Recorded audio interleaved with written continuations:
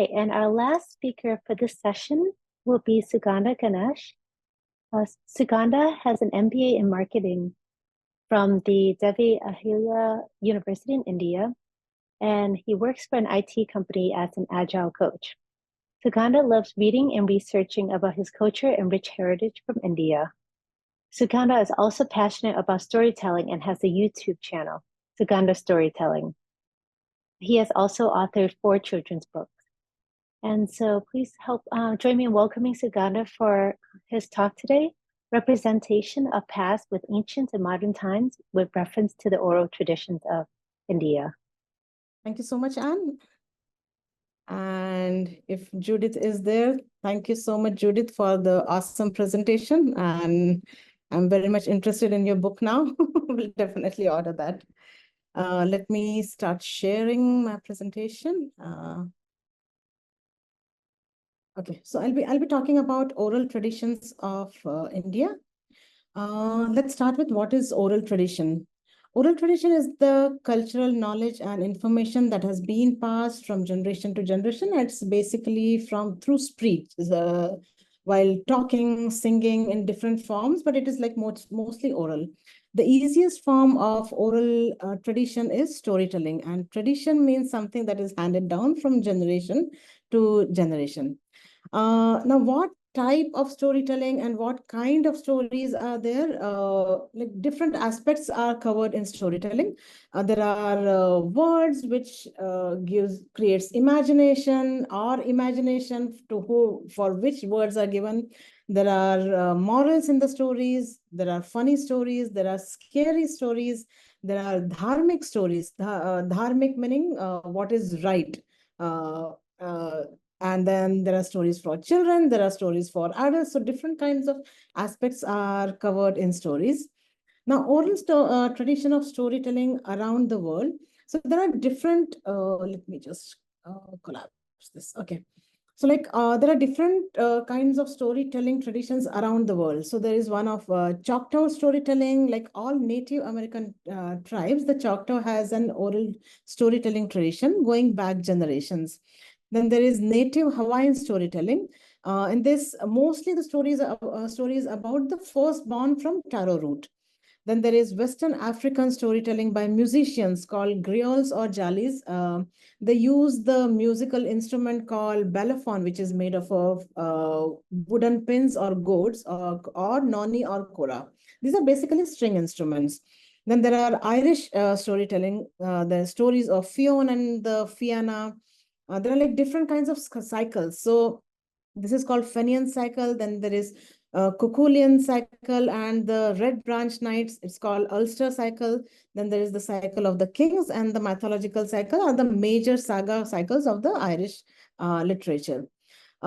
There's no particular setup for any storytelling. It can be told sitting around a campfire. It can be told in a jungle. It can be told while traveling in a train. So there is no particular setup for any storytelling. Now, there is this example of Miss Hannah Rawiti Maipi Clark, who was the youngest member of parliament in New Zealand. She belongs to Maori tribe. And when she delivered her first speech in the parliament, she sang a folk song from the Maori culture, which was a war cry and which meant, I will die for you, but I'll also live for you. So this shows she's so passionate and proud about her culture, and she didn't feel shy. And actually, she sang it in the parliament. So that is one of the, like, we encourage, like when I do different workshops on leadership and storytelling, that is what I tell the youngsters, that feel proud about your culture. Now, storytelling in India. So India has 28 states. It's a huge country. And each state, there are like 21 modern languages, but there are more than 1,500 dialects. Even if you go from few villages to villages, the dialect and the language changes. So there are multiple languages in India and different cultures. So let's talk about oral tradition in India. So in Indian epics have traveled far by being narrated and again narrated by word of mouth and different storytelling styles and techniques. Through these storytelling techniques, the storytellers make the story come alive. Every storyteller enhances their stories by adding their personalities and styles and ultimately shares their take and analysis through that telling. Stories preserve and pass on the cultural heritage, history, and value of the past to future generations. The oral tradition of storytelling continues to be a powerful tool for connecting people, fostering a sense of community, and preserving society's collective memory. Now, let's see this folk music map of India. So, different states, there are in each state, at least, there are like different styles of folk musics or storytelling styles.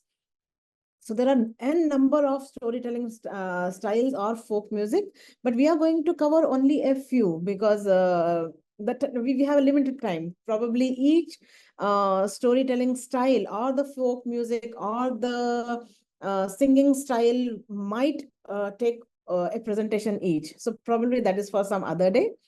Uh, so basically, the scriptures in India, they are divided into two categories, Shruti and Smriti. Shruti is which is heard, which have been heard by rishis or seers or holy men and passed down over thousands of years. They are the oldest scriptures containing hymns and prayers. Other category is Smriti, which is remembered. Smritis have been remembered by the gurus and contain stories and poems. So this is how they are divided. In Shruti category, we have different Vedas. There are four Vedas: Rig Veda, Yajur Veda, Atharva Veda, and Samaveda. Apart from that, there are Brahmanas, Aranyakas, and Upanishads. And then in Smriti category, we have Vedangas, Smritis, Dharma Shastras, Mahakavyas, Puranas, Upavedas, and Shaddarshanas. So the all the scriptures have been divided into Smriti and Shruti, and further, each scripture is divided into multiple sub scriptures. We can call those. Now let's talk about Vedas. So when Veda chanting is done, each Veda has its own style of chanting. And because these scriptures have been learned by listening, someone had chanted those and someone had listened those. So generations by generations, they have been transmitted only by telling and listening. So these have particular pattern. These patterns are called meters. Probably Rig Veda will have a different meter, Atharva Veda will have different meter. When I say meter, that means they have particular way of chanting, a particular math or particular equation on each word or a pattern. So Vedas are considered the oldest scriptures and are believed to have been orally transmitted for generations before being written down. The Vedas include hymns, rituals, philosophy, and spiritual teachings that are central to Hindu religious practices. They also highlight the importance of memory, recitation, and preserving of knowledge. Vedas are chanted in a particular technique or meters. Mr. Koichiro Matsura, Director General of UNESCO, declared the chanting of Vedas in India an outstanding example of heritage and form of cultural expressions in November 2003. Then comes the Puranas and Itihasas or epics. Itihasas are the stories which were there, which happened. So there are 18 Mahapuranas and there is Vishnu Puran, Naradiya Puran, Padma Puran, Garuda Puran, Varaha Puran, then Bhagavad Puran, Matsya Puran, Kurma Puran, Linga Puran, Shiva Puran, and all these 18 Puranas. So these Puranas have also been narrated and learned, and then later they have been written down. Itihasas, mostly the most famous epics are Ramayana and Mahabharata. These stories are being, till date, these stories are being narrated in different styles. So there are like thousands of stories in these scriptures or these epics, and these are most commonly told stories in India. Now, there are different kinds of oral traditions of Bharat, which is other name of India. These are like folklores, storytelling, kirtans. Storytelling is done through dramas. There are legends. There are epic songs. There are poems. So probably we'll cover a few of those. What was in modern days? What is the need of oral tradition or storytelling? So history says that India has been attacked many times. So when invaders they attacked India, it also happened that they burned down huge libraries or the collection of scriptures. There are many scriptures which are lost today. So there is much more need of oral tradition or storytelling now. So the tradition or culture, it gets carried to next generation. Now let's talk about the famous epic or Ramayana. So originally Ramayana was written by Valmiki. So that is called Valmiki Ramayana. There are other many authors who translated or they rewrote Ramayana. So other famous Ramayana forms are the original Valmiki Ramayana was written in a language called Sanskrit. Later, Tulsi Das, he wrote Sri Ramcharitmanas, which was in Hindi. There is one more Ramayana called Kamba Ramayana, which was in Tamil, which was written by Kamban. There are many more translations or rewritten Ramayans, but for now, we'll consider these three. Now, first Ramayana, Valmiki Ramayana was written by Valmiki, second by Tulsidas, and third by Kamban. Even though in these three books, the story remains the same, but there are different styles. So what I mean to say, when a author writes a story, he adds his own narrative or his own style.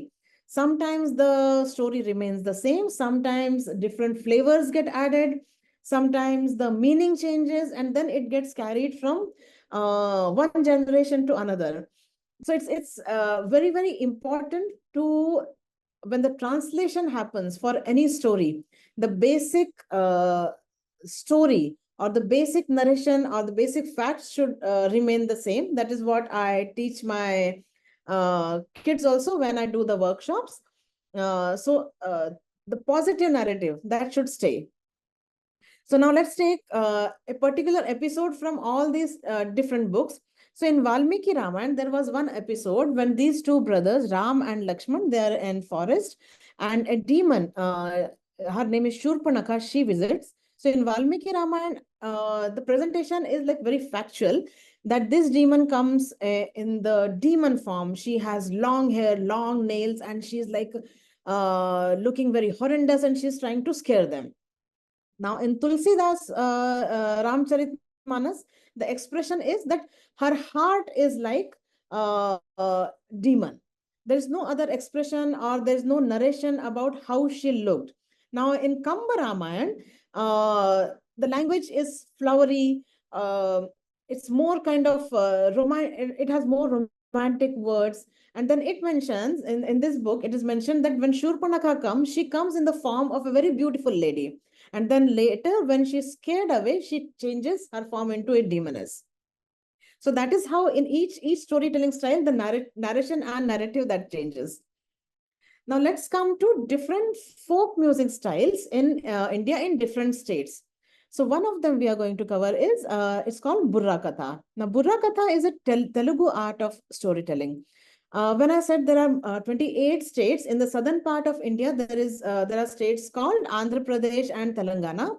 So in the coastal Andhra region, Burra Katha is called Jangam Katha. In Katha is called story. In Telangana, it's also known as Tambura Katha. Now, tambura is this musical instrument which they are carrying, string instrument.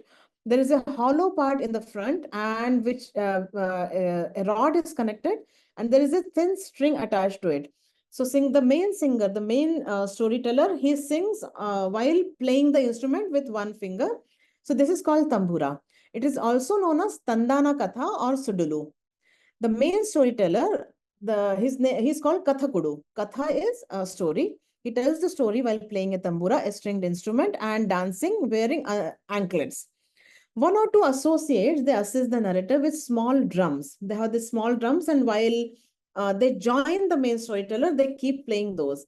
Also known as Jangam folklore, nomad storytellers. Now, these kind of storytelling, it happens like they travel in a group from village to village. And when main storyteller, he sings or narrates a story, his or her associates, they ask curious questions. Oh, really? This is what happened. And then the main storyteller, he answers, he replies in very funny form, or he sings to their reply. So when the associates they ask the question, they create the curiosities in the audience too.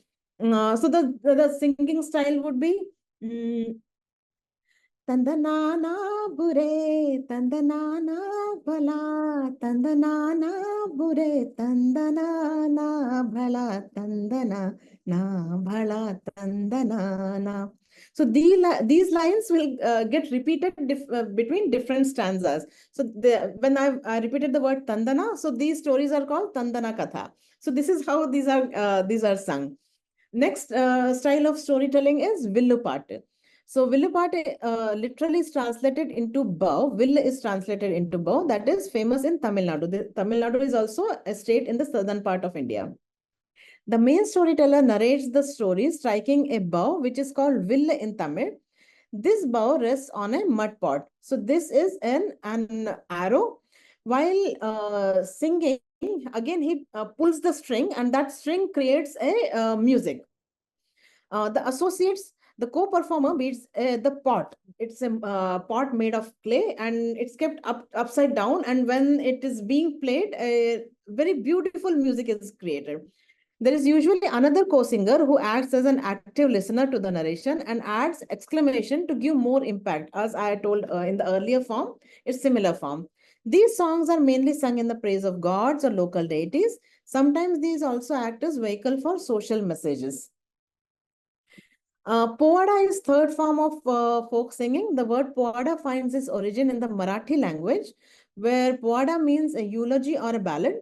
Historically, Povadas were heroic ballads that narrated the tales of valor, courage, and triumph of Maratha warrior heroes. This form of oral tradition can be traced back to the 17th century during the reign of the legendary Maratha king Chhatrapati Shivaji Maharaj. Povada performances typically feature a single performer, often the Shahir, who holds the audience attention with compelling storytelling and expressive singing, accompanied by traditional musical instruments such as tambura, dholki, and harmonium. So, this is harmonium, which is he is holding. This is dholki, and this is a dafli. So they have different musical instruments, and Shahir is the main storyteller here. Sorry. One more storytelling style is Kavad Katha.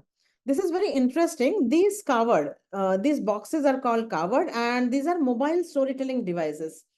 Uh, these are also considered mobile temples. These are combination of carpentry, painting, and narration. Long back, when Mughal emperors they invaded India, in few areas, in few states, going to temple was not permitted. So people created these wooden boxes. They were considered as temples itself, and then they carried these temples from home to home, so people could worship there.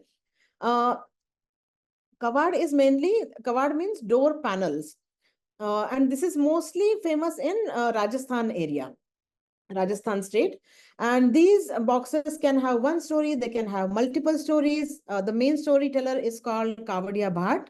And when they go from home to home, actually they are being invited by a patron. These patrons are called judgmans. They invite them, they listen to the story, they invite many more people, and then they listen to the story. uh, and then after that, a dakshina or a donation or fees is given to the storyteller. And these boxes are made in only in one village called Bassi in Rajasthan. These boxes look like this. When you open, there are like multiple doors open into it. The sequencing of these stories is not very simple. Uh, Suppose there is like first page of the story. So when one door opens, number one will open. When the other door opens, number two will be printed here. Again, then the first door opens further. On the page three will be this side. Page four will be other side. It's very complicated. Form of creativity. So we can see in this picture how these story boxes look like. Now, next form of storytelling is Phad Vachan or Phad Bachan. Phad is a scroll. These are like paintings. Many stories are painted on this scroll, and these scrolls are hung on the wall as background. And he is the main storyteller. He is called Bhopa. Sometimes he's also associated with one more person. So the combination is called Bhopa and Bopi. And then mostly there are like multiple stories of Mahabharat, Ramayana are being told, but mainly the main character of Phad Bachan is Pabuji Rathod. So Pabuji was considered a local deity in that region who helped all people, and then he sacrificed his life saving, protecting people. So people from that area, that village, they keep remembering Pabuji, and they keep singing they keep singing and tell stories about Pabuji Rathod. So this is also called Phad Bachan. The musical instrument which they carry in their hand, it's a string instrument again, it's called Ravan Hatta. Again, the judgman or patron, they invite Bhopa or Bopi, and then they invite other people from their village. They again listen to the stories, and they give proper fees or donation, or we call it dakshina. That is how these people have survived. This is another picture of her. In the center is a picture of Pabuji. And then there are many stories of his bravery, or how he protected different animals or cows, or how he protected different people in their village. So this is one style, Phad Katha or Phad Vachan. There is one more picture here. This is stories from Ramayana. The four sons for Dashrath and Kaikai, they are born, and there are like different paintings here. Another style of storytelling is Pandwani. Pandwani roughly translates to the song of the Pandavas. Pandavas were five brothers in the epic called Mahabharat. This is mostly famous in Chhattisgarh area in India. And these stories are mostly about Bhim and Ghatotkacha. Bhim was one of the brothers from out of five Pandavas, and Ghatotkacha is Bhim's son. So Bhim was a brave warrior who carried a mace in his hand, and then there was one more brother called Arjun. He carried bow and arrow. So the main storyteller is called Ragi, and the main storyteller Ragi carries again a musical instrument called Ektara. Again, Ektara is one stringed musical instrument. And when Ragi sings the poem or sings the song of about Bhim or Arjun, so when if Ragi is singing about Bhim, she pretends that this Ektara is a mace, and then she does all the actions holding Ektara. She pretends that it's a mace, and then all the brave actions, and she sings the songs about the bravery of Bhim and Arjun. And again, Ragi is associated with other associates. They play tabla, harmonium, dafli, manjira. These are different musical instruments, and they support the main Ragi. This is a story from Mahabharat, and these are five brothers, Pandavas, and this is the brave Bhim, about whom mostly the Pandwani stories are about. There's one more storytelling style is Tamang Salo. This is from Tamang community and mostly famous in the area of Sikkim in India. The folk song is called Tamang Salo, and then Tamang instruments which are used are Damfu, Madal, and Tungna. So these are like Damfu. A salo could be very catchy and lively, or slow or melodious. Usually it is sung to express love, sorrow, and stories of day-to-day life. Again, in different states, there are different kinds of stories. In the state of Bihar, Jhumar is being played, Ramlila is being played, Nautanki is being played. So, stories have traveled from generation to generation when people have made an effort in the form of storytelling, singing, playing dramas, all those things. So, that is how our culture has been stayed till now. So in modern times, in present times, the oral storytelling tradition in India has evolved with the advent of globalization and technology. While traditional storytelling is still alive and well in many parts of India, it has also taken on new forms such as digital storytelling, podcasts, and audiobooks. However, the essence of storytelling remains the same: to preserve and pass on the cultural heritage, history, and value of the past to future generations. The oral tradition of storytelling continues to be a powerful tool for connecting people, fostering a sense of community, and preserving a society's collective memory. So there are digital storytelling stories are being told through iMovies, YouTube, Vimeo, podcasts, etc. Even I have my own YouTube channel, so I do storytelling through that. We encourage the young generation to share the stories of if they visit temples or heritage monuments, once they visit and learn the legends and stories about those, meet people who were part of special pilgrimage and listen to their experiences and stories. Talk to the cab driver about his home state. So you get to learn a lot of new stories. Talk to the elders in the family. Each family has some interesting legacy. Tell the stories with correct narrative. That is how we teach the youngsters during our workshops. So we encourage heritage leadership, be a storyteller, and spread our awesome culture. So that is where I would end. And thank you so much for having me in this conference. And thank you, SASA, for giving me this opportunity. I'll stop sharing.